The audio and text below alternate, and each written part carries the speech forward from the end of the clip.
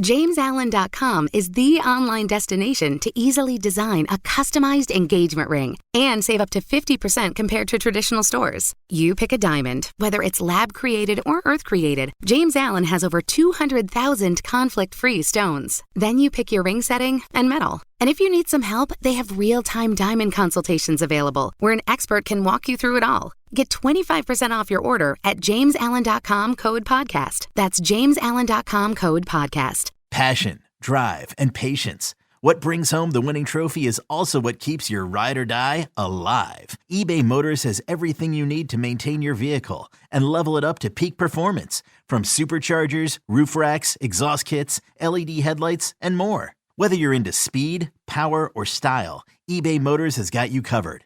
With over 122 million parts for your number one ride or die, you'll always find exactly what you're looking for. And with eBay Guaranteed Fit, your part is guaranteed to fit your ride every time or your money back. Because with eBay Motors, you're burning rubber, not cash. With all the parts you need at the prices you want, it's easy to turn your car into the MVP and bring home that win. Keep your ride or die alive at ebaymotors.com. Eligible items only. Exclusions apply.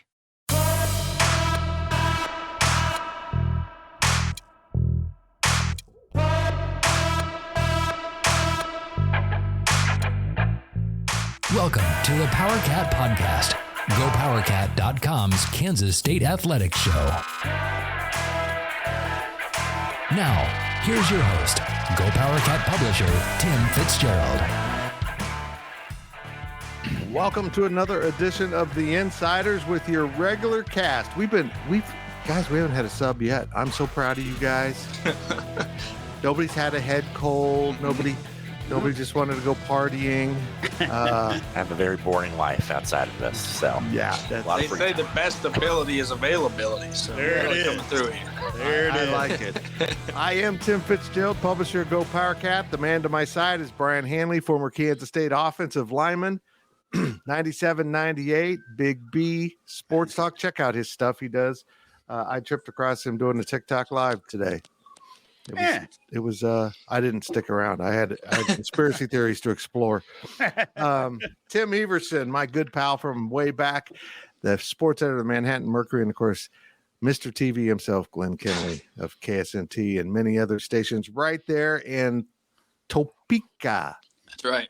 Topeka, as Ron White would say.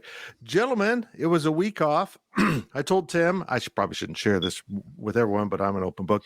I don't have anything prepared for today. I'm still on my off week. But I did send you a question last night, and I want to start with Glenn. Mm-hmm. Glenn, what is the biggest thing K-State football needs to improve upon coming out of their off week as they get ready to head to Oklahoma State on Friday night? Yeah, I don't know if this will be a cop-out answer or not, but I'm going to go a little bit of a different route with it. I don't know if it's an area of their game to improve upon, but the biggest thing that concerns me is just staying healthy. You get an early bye week like this, and it comes at a good time for K-State because they were already banged up, but then you say, wait a minute, we played 4 games and we needed a week off to get all these injuries recovered and whatnot and get these guys who were stepping up reps with the ones. And now we got 8 more and we don't get a week off in the next 8. So that concerns me a little bit. If they have the same amount of injuries that they had in the first 4 weeks in the next 4 weeks, then those last 4 weeks, that last third of the season is going to be tough. So I hope that this bye week, they used it to solve those and to get guys healthy. But I mean, it's a long list of guys that we've had, and that's football. I'm not blaming anyone. It's stuff that you can't control, but you've had Will Howard banged up. You've had Trayshawn Ward banged up, Keegan John, RJ Garcia. You got Daniel Green already out for the year on the defense. I mean, it's a long list of guys that you've had concerns about, and you use up that bye week. I know Chris Kleiman doesn't love having it this early in the season, probably for this reason. That's probably my biggest concern. I don't know if it's an area to improve upon other than, hey, don't get hurt, right? That's not that easy, but it does concern me a little bit. Just hope they can stay healthy. I could get hurt on this podcast just sitting here. That's how it rolls. I will say, when I watch football, I always think I'll watch it and be like, I would be out 8 weeks if I took that hit, and the guy will get up and make a play on the next play. I know. It's crazy. You know what? You're exactly right. That's a great point. The good news is, short of Daniel Green, I think they come out of this really healthy. Mm-hmm. They are loaded up with almost everyone to go. And Brien, as a former player, is that 8-week stretch a big deal? I think it is. Yeah. You know, look, playing, obviously you want to play every week, you know, but having a bye week to get a little bit healthy, you know, just to give your body a break was huge. It is absolutely huge. I remember my very first year playing, you know, we had a bye week and then we had a long stretch. And I just remember that week off that we had after the last game that we played. It was against Iowa State before we started bowl prep. My body just rejuvenated. It just rejuvenated. So, you know, having 8 weeks in a row is going to be tough. But again, it's still playing football. You're still playing college football. So kids will be resilient. I go, but it is something to take a look at. It absolutely is.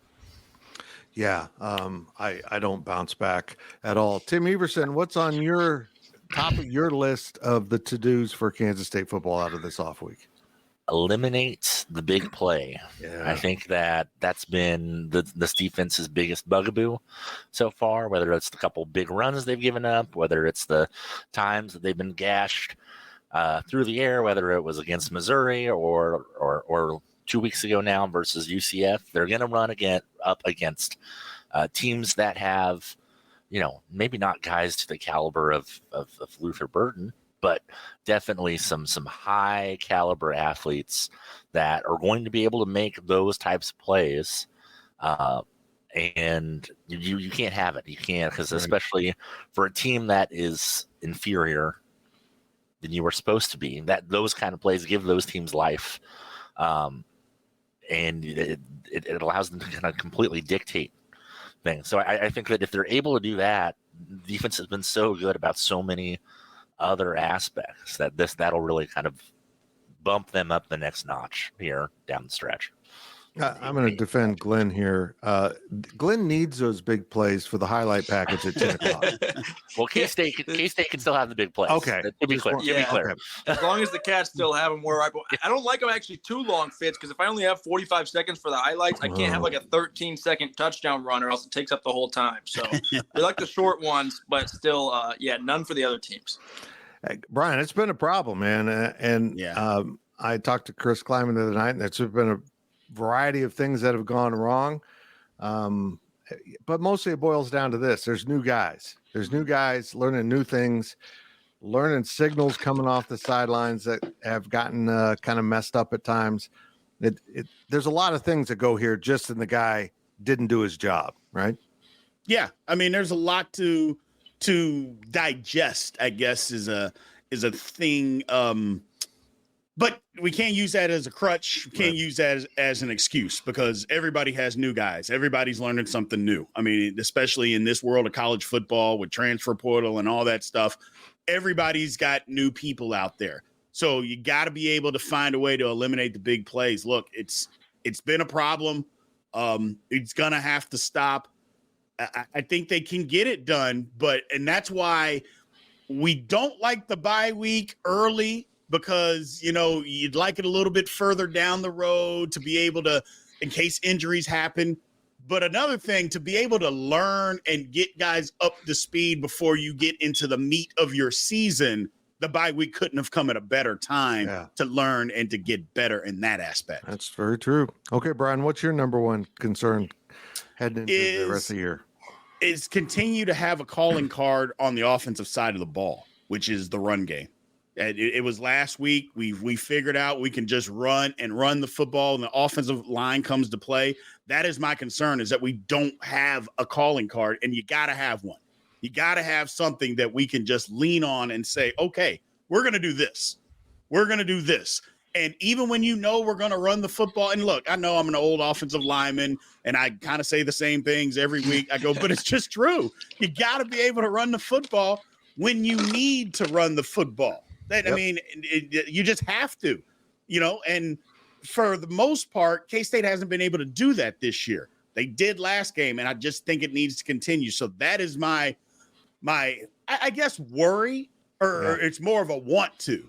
I want us to have a calling card on offense and just say, you know what, when we want to mash you, we're going to mash you. And your point is very valuable and how it plays into what I think K-State needs to improve on the most coming out of this bye week. And that's getting their receivers more involved in this offensive game plan. Yeah. They have been a weak point on this entire team. And, a lot of it's been injuries with RJ Garcia, a little hamstring injury, and Keegan Johnson's ongoing hamstring issues. Hopefully they get that kind of healed up and settled in. But more importantly to me, they got to find guys that Will Howard can count on. He doesn't have a Cade Warner right now. Doesn't have a guy, hey, it's 3rd and 6, go run a route 6.5 yards and the ball will be waiting for you. He doesn't have that right now with his receivers. He has it with his tight end, but everyone's catching on to that. He has it with his running backs.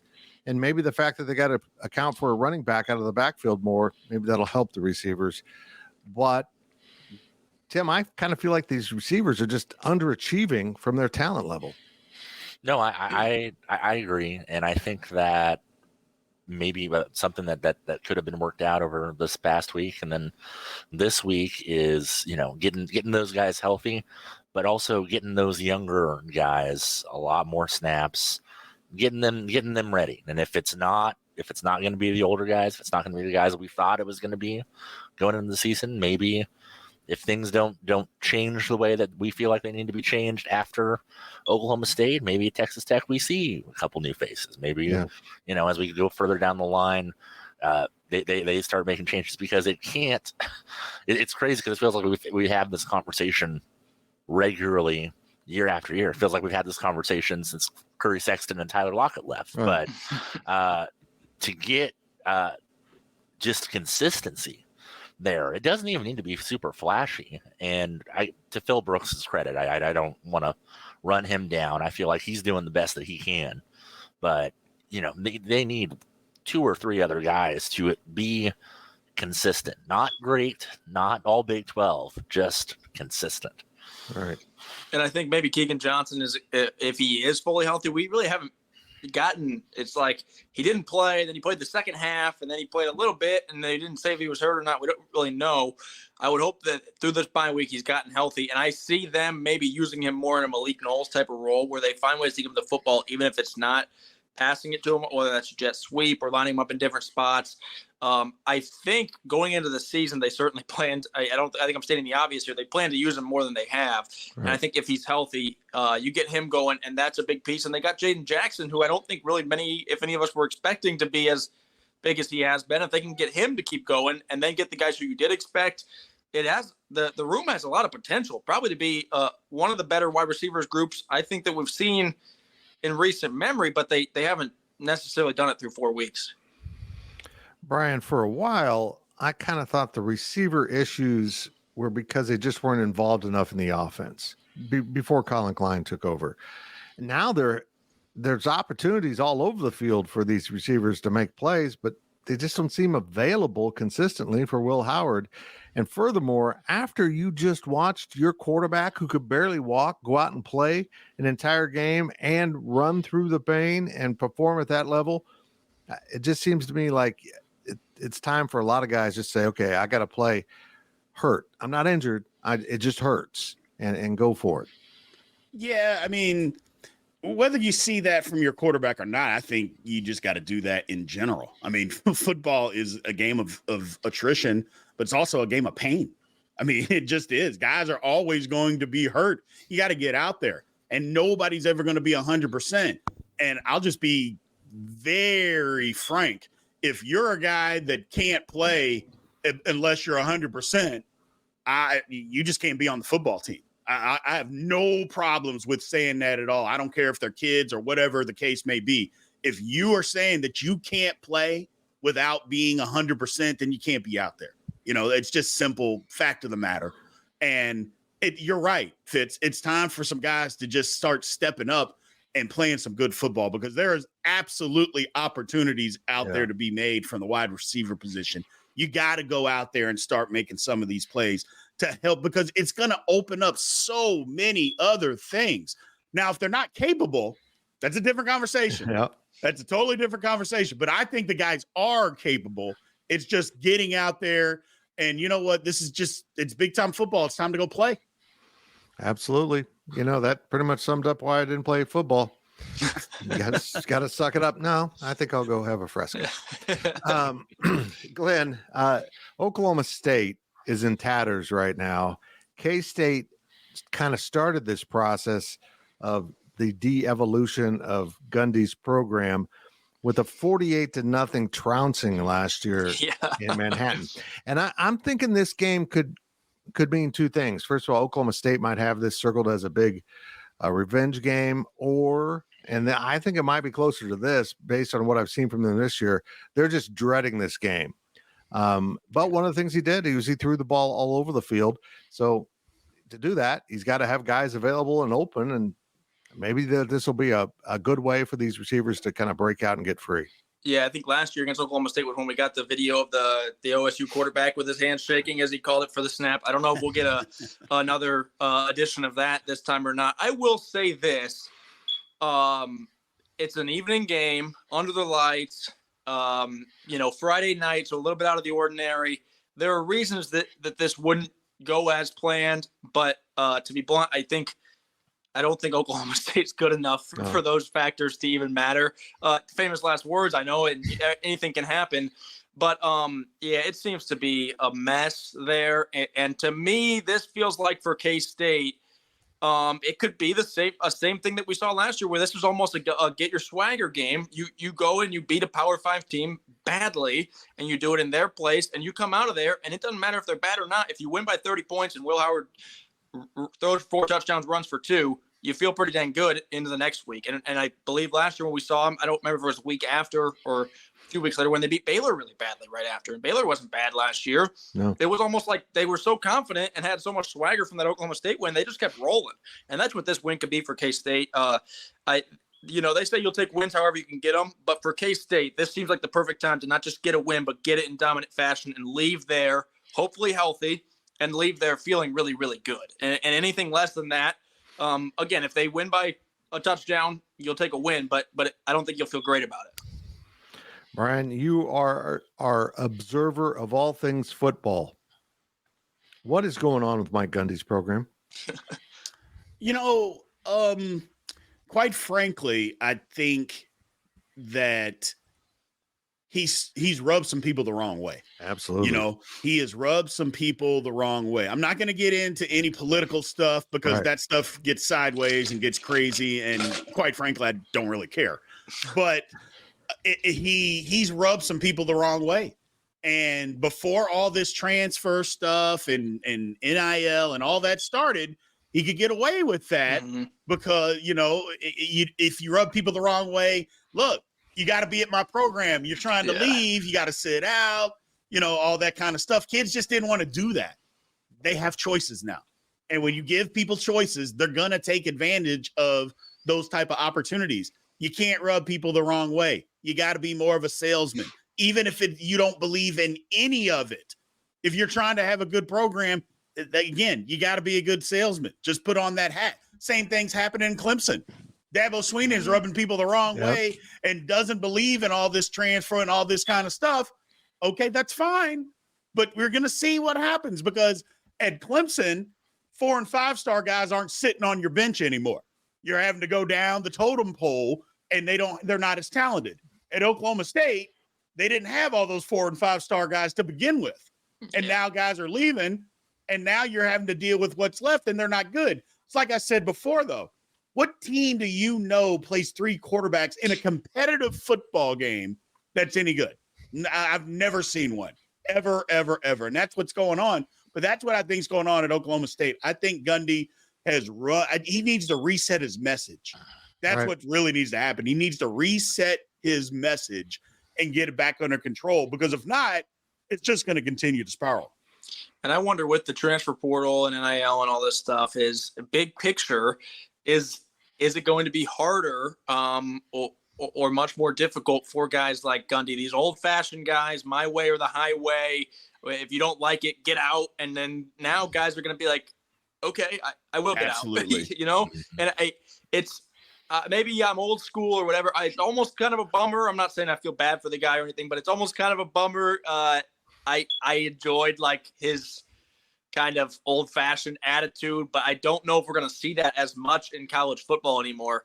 Not just from him, but from a number of coaches, probably, because I don't know that it's going to work, especially with the younger generation of kids that have so many options. Well, here's the thing. Think about it. Look at Deion. Look at what they're doing over there. Deion is an old school. You better work your butt off to get in there. He's got a 5-star guy that was the number 1 cornerback in the country. And he's not playing him because he won't work hard. He won't go film study. He won't do the things necessary to get on the football field. But they play into NIL and the transfer portal more than anybody. But you still have to work hard. And I think sometimes people get the misconception of, well, if you're in the transfer portal, people don't want you to work hard and all that. It doesn't mean that. It still means you have to work hard. It still means you have to study, understand what's going on. It just means on this side of the equation, we're going to do it this way. But once you get here, you better understand what's going on. You better come here to play football. And I think that kind of gets lost in the shuffle in all of this. And at Oklahoma State, they just said, well, we're not going to deal with this. Well, then you're not getting the same kind of talent. Yeah. And that's a problem. Well, it's not about being old school. It's about Gundy being stubborn. Yes. He's stubborn. Yes. You can be, well, Nick Saban's old school. Right? Yes. You can be old school and still adapt to things. It's just how much do you want to win? Mm-hmm. And there realizing that there's a way to win. And if this is the way to win, fit that into whatever your philosophy is and make it work for you. And Mike Gundy hasn't done that. And it's, may end up costing him, a job here. And I know it's crazy. And I tripped across something last night that really just kind of hit home with me. And Mike Gundy has gone to 17 straight bowl games. I mean, he's been that good at Oklahoma State. That is the same number of bowl games Bill Snyder went to when things caught up to him in 2004 and 5 and kind of came apart for a while.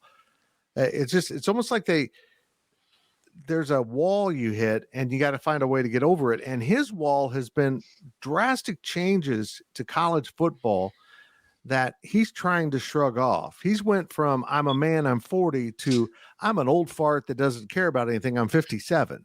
It doesn't make sense to me. He's literally so opposed to the NIL. He will burn down his own program to prove a point, and you're not proving the point you think you are. It's insane to me. But now the players that are on this roster all want to be in the portal. Yeah. Brien, can you imagine if they hadn't changed the rule with portal windows when you could only go in at these certain times a year? When in the past you could go in like right now. Right. I think most of the Oklahoma State team would be in the portal. He wouldn't have a team to play with. Yeah, it's getting bad.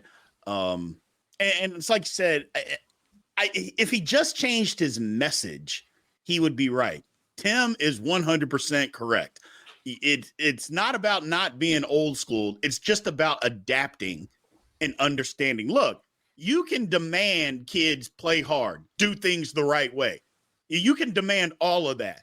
But you also have to placate into what kids are looking for. Heck, Oklahoma State did it. Look at all the uniform changes that they do. I mean, that's part of it. That seems like a silly thing, but kids like that.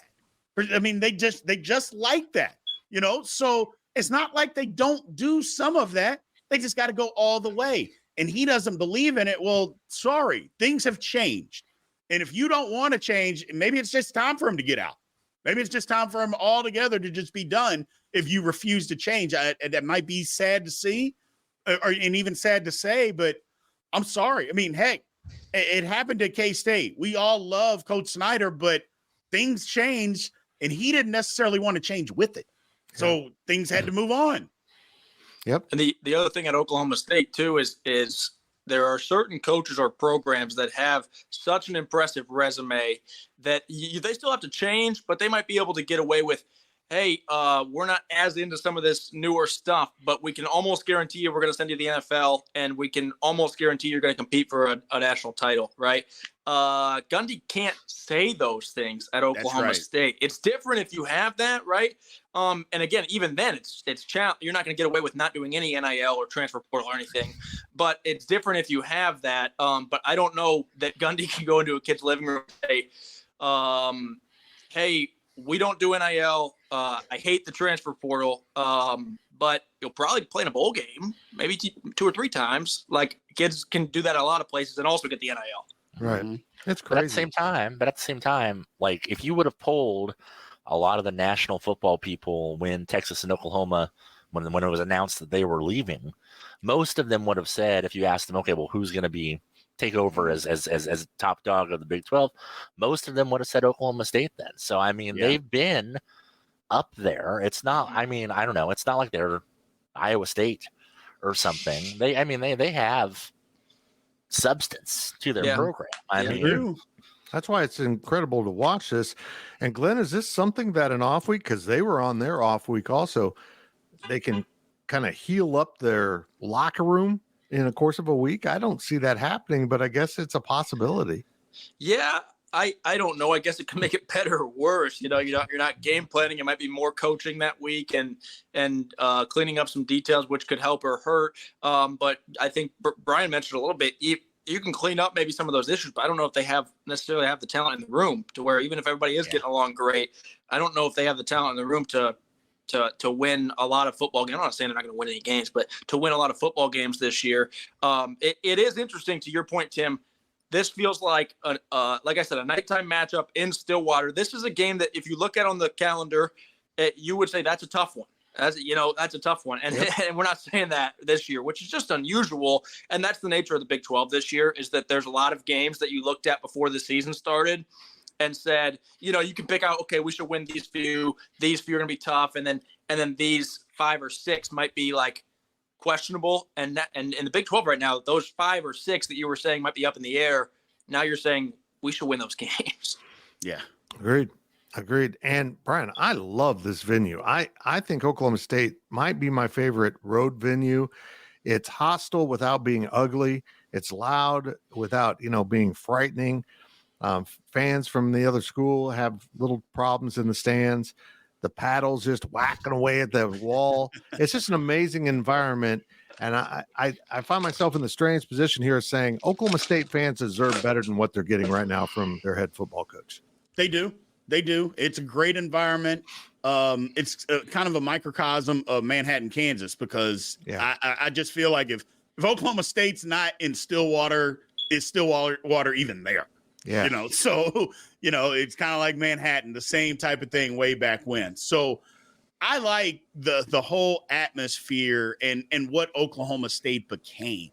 I know this is taking us back a little ways, but, when T-Boone Pickens put all that money in, it changed the entire, number one, it changed the whole school, but it changed the whole sports atmosphere there. And they became good at everything. Well, I shouldn't say everything, but they became really good. They just did. And I liked the venue. I never had the opportunity to play there, but I definitely like the venue. I like what they bring. Like you said, the fans are hostile, which hostile is a great word, by the way. They're hostile, but it's not dangerous. Right. Hostile, but not dangerous. I like Oklahoma State. They deserve a little better, man. They deserve a little better than what they're getting. Now they're not booing injured all guys. Day, Fitz, for you to give us a rant about the fact that they're playing on Friday. Are you saving that for the end, or? I'm just kind of working through it. It's like, yeah.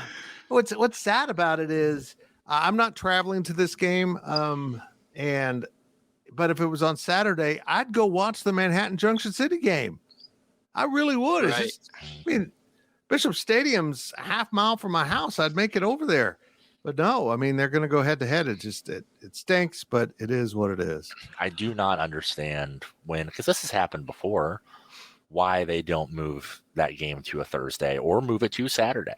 Yeah. The Manhattan. I don't, when you have a major high school in town, it feels like that is maybe not super easy, but you do it back in August, People in think Manhattan and Junction figured out. With this break in the schedule, and we'll have this little rant before we go into our very brief break.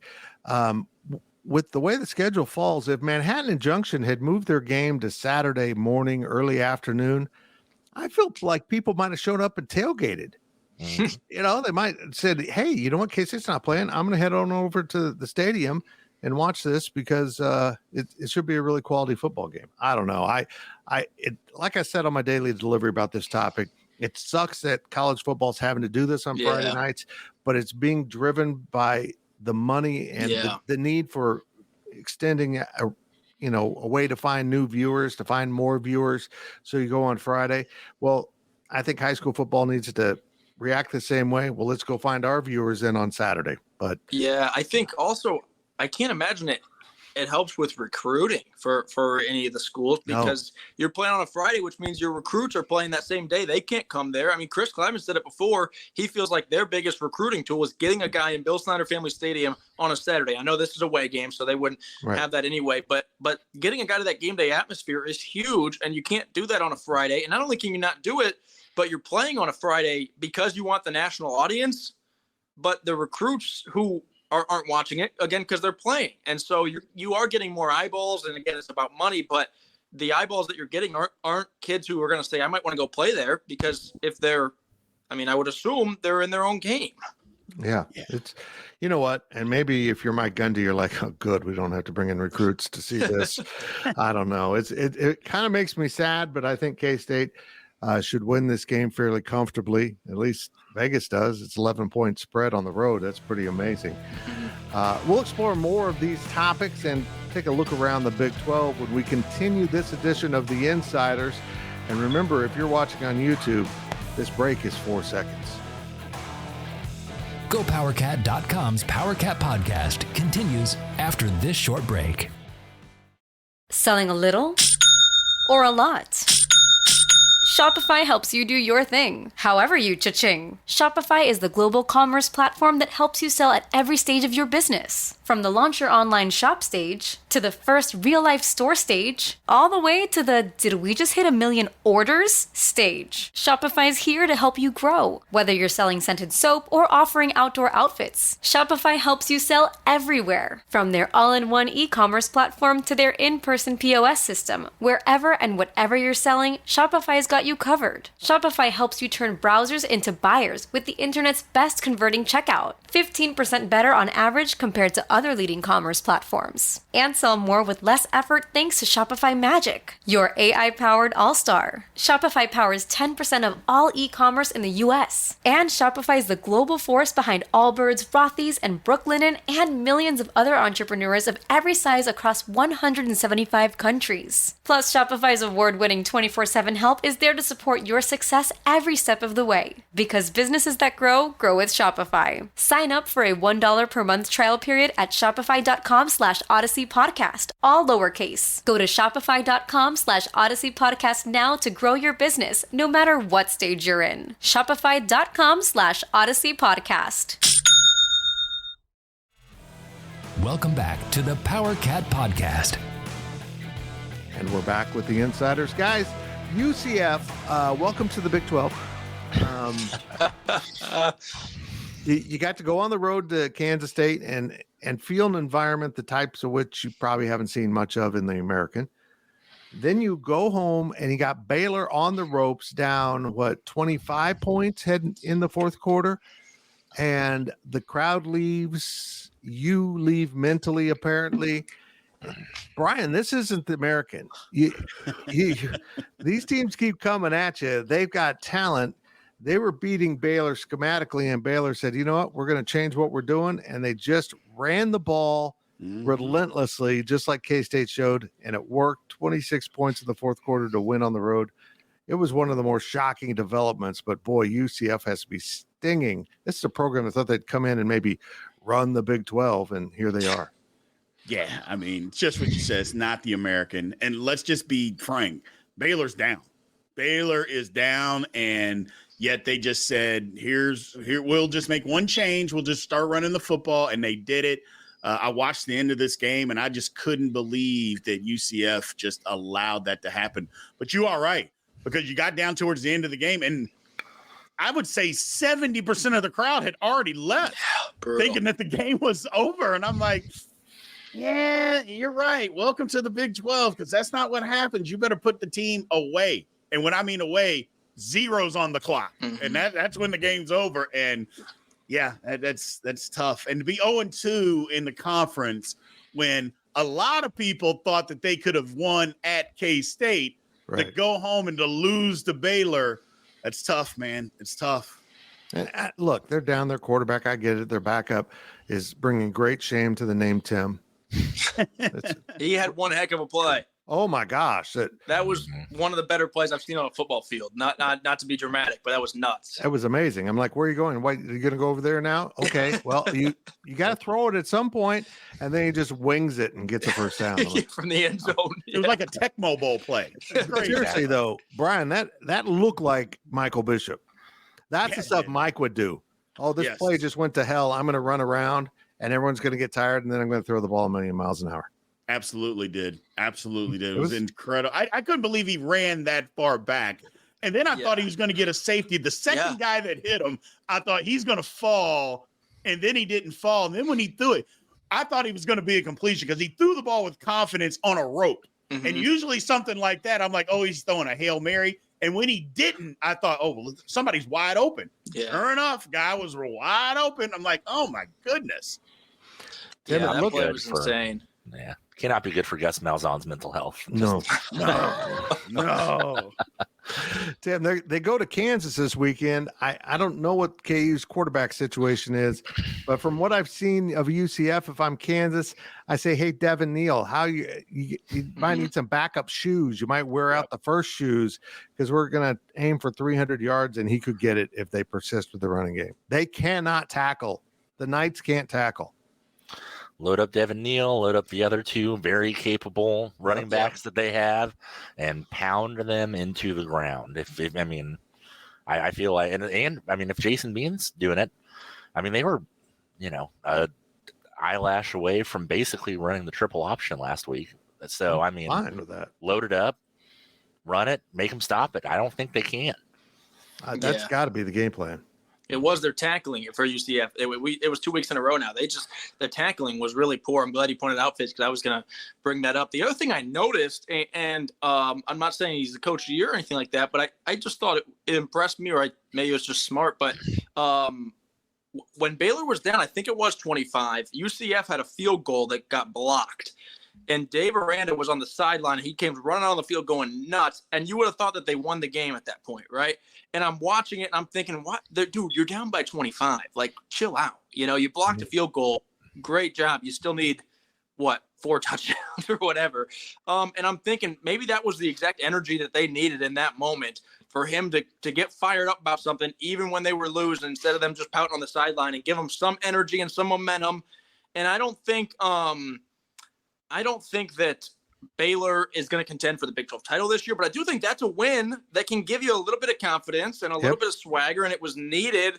And all of a sudden, instead of going the direction that Oklahoma State's going, like we were talking about, maybe Baylor does win a few more games. Maybe they are getting a bowl game, and maybe when K-State plays them, that's not a one that you can check off and say this should be an easy win, because they've proven, hey, this might not be the best Baylor team we've had, but this is a team that at least that they may not be the most talented, but they're going to fight. And any team that can do that is not an easy win in the Big 12. It's not easy to get Dave Aranda fired up. He's a pretty mellow guy. Yeah, he had to put down his book to run on the sideline. Let's get to the big one, the Red River rivalry, which I can't believe I said that without stumbling. I think Texas runs Oklahoma out of the building again. I'm not sold on Oklahoma. I looked at that defense against Iowa State. Iowa State's offense is complete trash, and they were moving the ball all over the place in the first half. Iowa State as a team is complete trash. They gave up a ton of points, but still, I think Texas has been pretty reserved, not showing a lot. Brien, I think this is just going to get ugly. Yeah. I've said it all week, or I shouldn't say all week. Last few days, people have been asking, and I'm just like, no, Texas is way better than OU. Yeah. They are way better. They're more physical at the point of attack. They're going to be more physical on both sides of the ball. I just don't see how that. Now, it's not going to be as bad as last year. It's not going to be 49-0. But if it gets 42-17, 42-20, something like that, 45-20, I can see that. I just don't see how Oklahoma even keeps this game close. I just really don't. Tim, who does Kansas State want to win this game? Oklahoma. Yeah. I think Big Eight's Big Eight, Yeah. It's the bigger question that I have, though, obviously that's the biggest game in the league on Saturday. Does Brett Yarmark go? Ooh. Does it make sense for him to go? They don't like him. He can't obviously. go, can he? Right? But at the same time, that's like your marquee game for the week.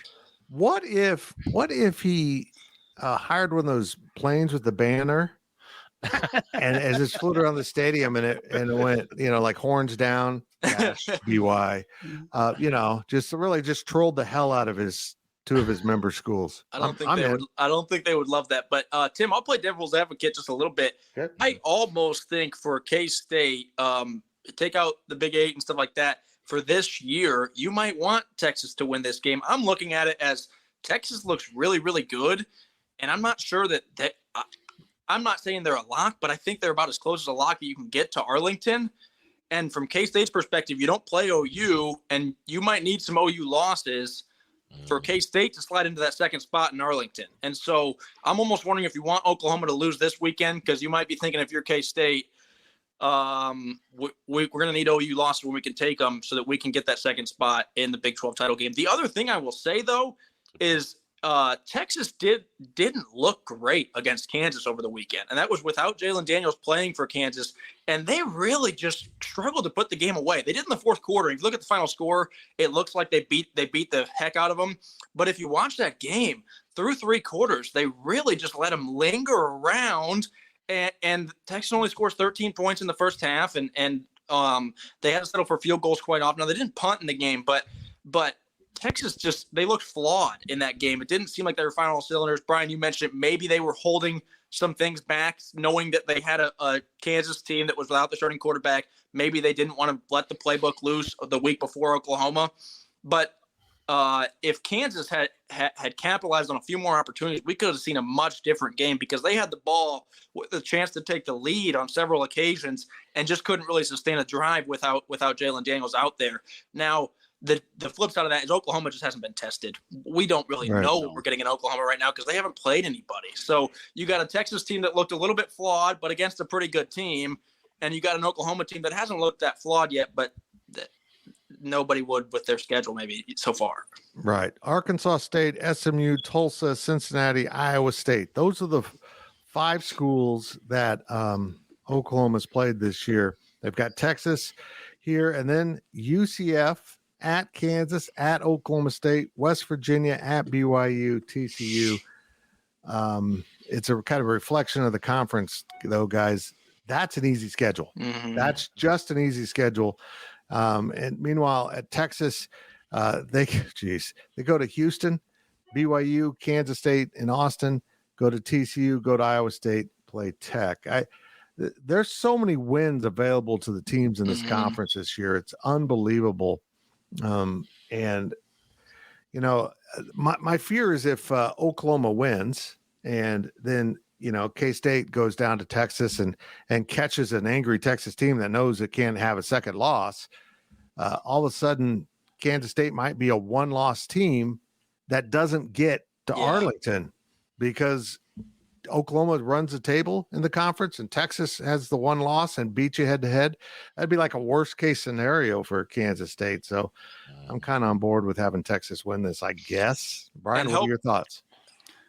Go ahead, Brian. Yeah, I'm kind of on board with that as well. The only thing, because it's like you said, the worst case scenario for the conference would be OU and Texas meeting in the Big 12 title. I mean, that would be the absolute worst case. You can't have that. And with those schedule and with the conference being the way that it is this year, OU's got to lose. They just got to lose, man. And as much as I don't like Texas, I mean, they're in the Big 12 now.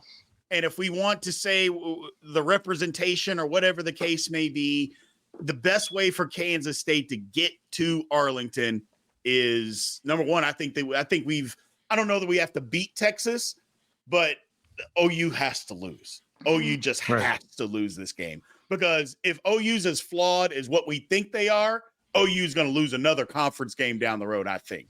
So this just has to be one. And I'm just looking out for K-State, regardless of anything else. Right. I just want K-State to be in Arlington. I think this is the easiest path. Now, what's the tiebreaker? Do we know?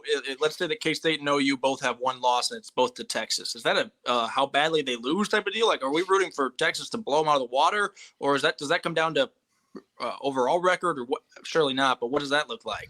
No, I think the next step would be the highest ranked or shared opponent and how you played against that team. At some point they're going to get down to a bunch of nonsense. It just happens when you don't play everyone in your conference.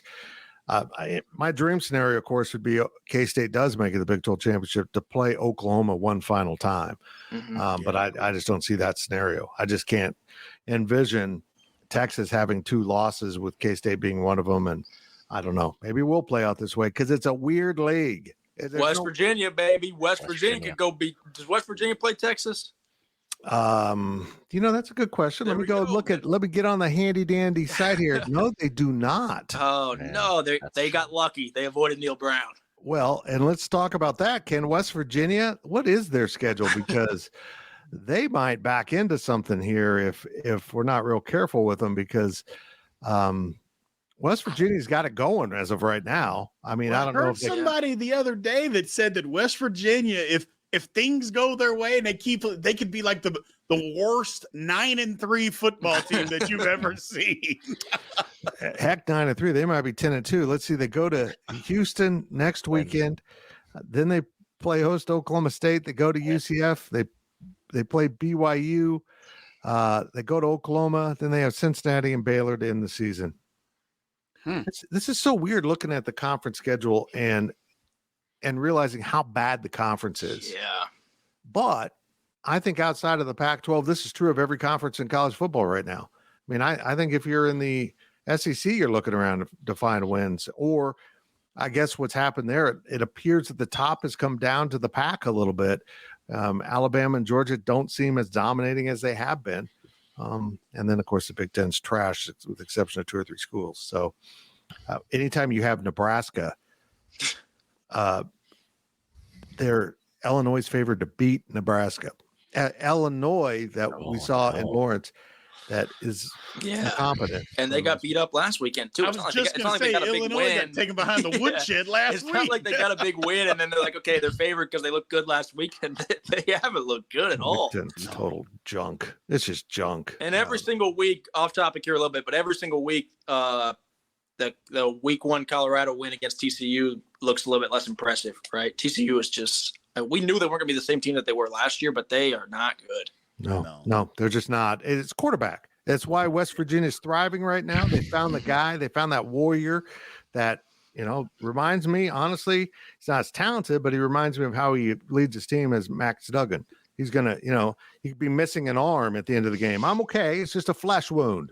And let's go play the next one. Will to win. Yeah, and people respond to that. And I don't think TCU's got the same thing going on this year as they did last year. It's a mess. I want to talk about one more topic before we wrap it up. And this has been truly an off week show where we didn't have a game to talk about. But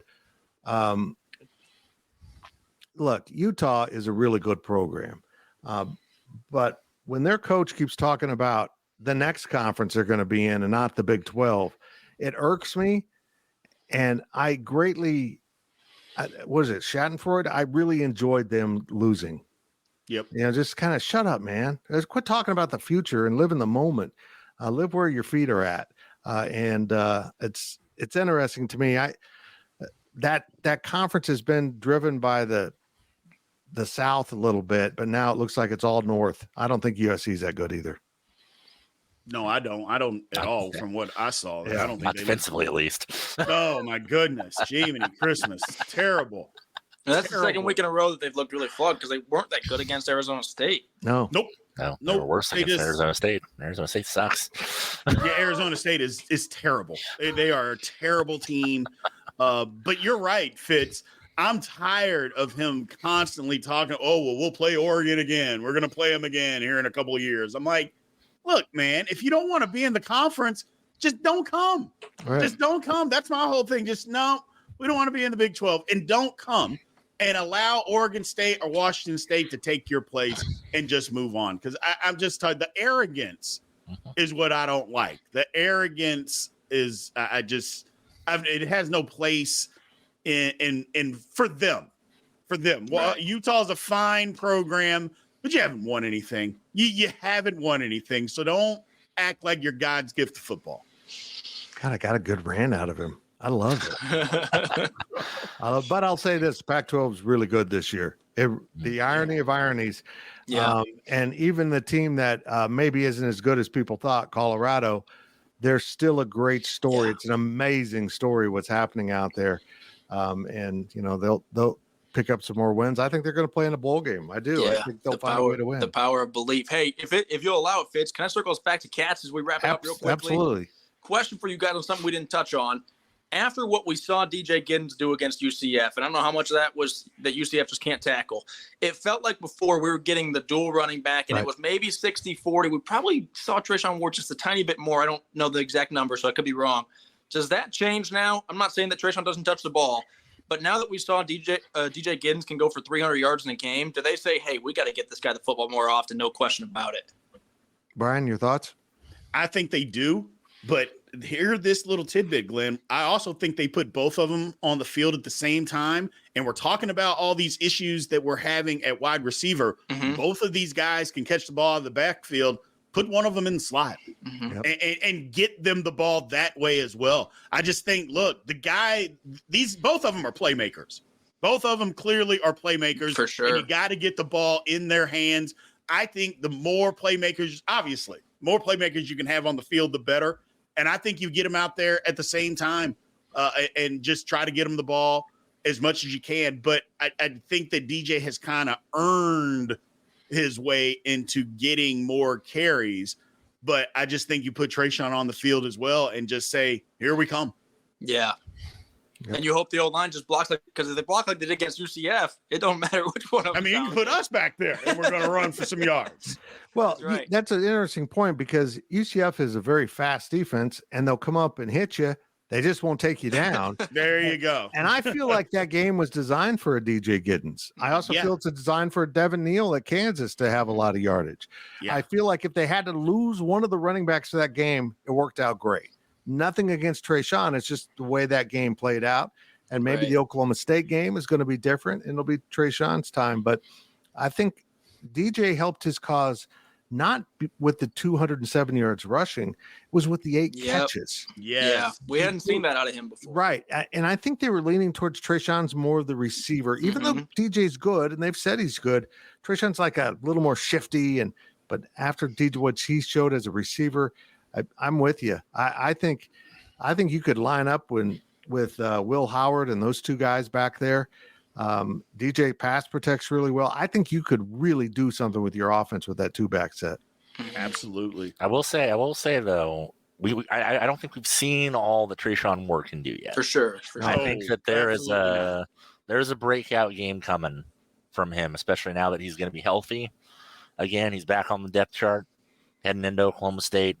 I mean, there's a reason why he got brought in. There's a reason why people were like, oh, preseason newcomer of the year.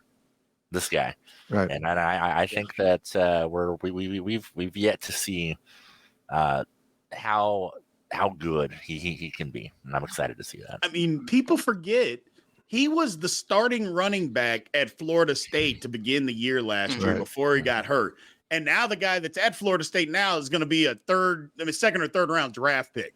So the guy can play some football. Right. He can play some football, and I think maybe DJ Giddens send him notice. It's time to play, man. Time to play. The competition's on. Here we go. Kansas State plays at Oklahoma State on Friday night. What time's that kick? 6 p.m.? 6:30. 6:30? I don't even know. See, I don't go to the game, and I just forget all the details. I don't need to know it. You can watch 15 minutes and then go out to a high school game. Yeah, maybe that's the way it's going to play out. Our Zach Carlson and Colt Carmody will be on hand in Stillwater to cover that game for GoPowercat. Tim will be there. Glenn will not be there, right? I'll be on the high school beat. You got it. It's high school football night. What are you doing, Big 12? Yeah, come on. And Brian and I will be safely in our home studios doing our home studio thing. Absolutely. That's it for the Insiders this week. It was a little scattered edition with no game, but we'll be back next week to talk about this Oklahoma State game with the Cats and look ahead to Texas Tech, a team that I can't quite figure out. But I'll say this, I get to figure that out at a later date. Yep. It's a problem for next week. Yeah, exactly. Thanks for joining us, everyone.